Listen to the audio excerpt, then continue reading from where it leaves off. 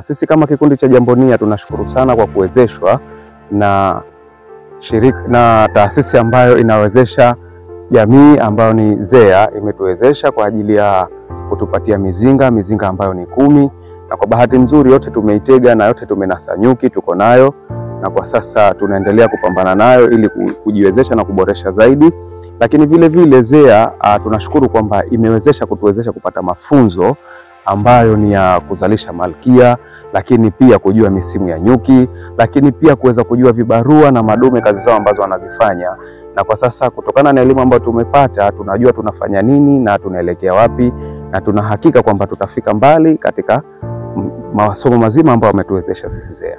Kabla ya kuanza kupata hii mizinga ya kisasa, sisi tulikuwa na mizinga yetu ambayo ni ya madumu, mabati, lakini uzalishaji wake ulikuwa ni mdogo ukilinganisha kwamba ukienda kufua mara ya kwanza, mara ya pili ukienda nyuki shahama, kwa sababu tulikuwa tunatumia kisu kwa ajili ya kukata masega yote ili kuweza kupata asali. Lakini hii ya kisasa tunakuja tunakagua nyuki ambayo tunajua kwamba hili toto tayari lishakuwa na asali, tunachukua, lakini ambalo halina asali na watoto tu tunaacha ili nyuki waweze kuzalisha na kuongezeka, kukuza makundi kwa ujumla. Na kwanza ilikuwa tukivuna pengine chupa 2 au watoto wala tu, hatuna mpango wote. La sasa hivi tunajua kama asali yetu tuvune vipi, tuipeke vipi na soko liko wapi la kuuzia, ambayo kwa tumfanywa na soko pia liko Pujini kule. Kwa hiyo tunapata asali na tukamua kileo. Pia tumpata mafunzo ya mazao mapya ya nyuki, ambao kwa tuna sumu ya nyuki, tuna unga ule wa nyuki ambao kwa ni tiba ya binadamu, pia tuna nta ambao kwa twafanyia pia mafuta ya mgando ambao kwa ni tiba ya mwili, pia twafanyia lotion, kila kitu. Almuradi asali ni dawa kila unapoenda. Tulipokuwa na hawa nyuki, awali uzalishaji wa maembe hapo nyuma ulikuwa ni mdogo, kwa sababu kama tunavyoelewa Bungi ina miembe mingi, lakini njia moja ya usafishaji ni njia ya wadudu ambao ni nyuki na vipepeo. Sisi kwa huku sana hatuna vipepeo, tunategemea nyuki. Kwa hiyo nyuki wanakuwa ni wachache na miembe ni mingi, hivyo inapelekea kwamba baadhi ya miembe yetu uzaaji wake unakuwa ni mdogo na kuweza kukosa pesa.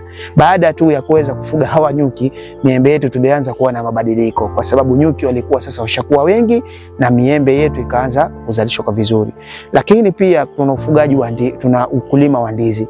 Ukulima wa ndizi unatusaidia pia, kwa sababu baada ya kutoa ile ndizi, nyuki wanakwenda pale kujipatia chakula. Kwa hiyo kumbe tunaweza kufuga, kwa hiyo kupitia kilimo chetu cha ndizi, kupitia ile ndizi ambayo inatoka, sisi tunaweza kupata asali. Kwa hiyo unaweza kuona namna gani kwamba hawa nyuki wameweza kutengeneza ile life cycle ya system yetu ya shamba katika uzalishaji wa bidhaa zetu. ZEA awali ZEA iliweza kutupatia mafunzo baada ya kuweza kuomba ule mkopo, na kweli tulikuwa hatuna utaalamu wa masuala hayo ya nyuki.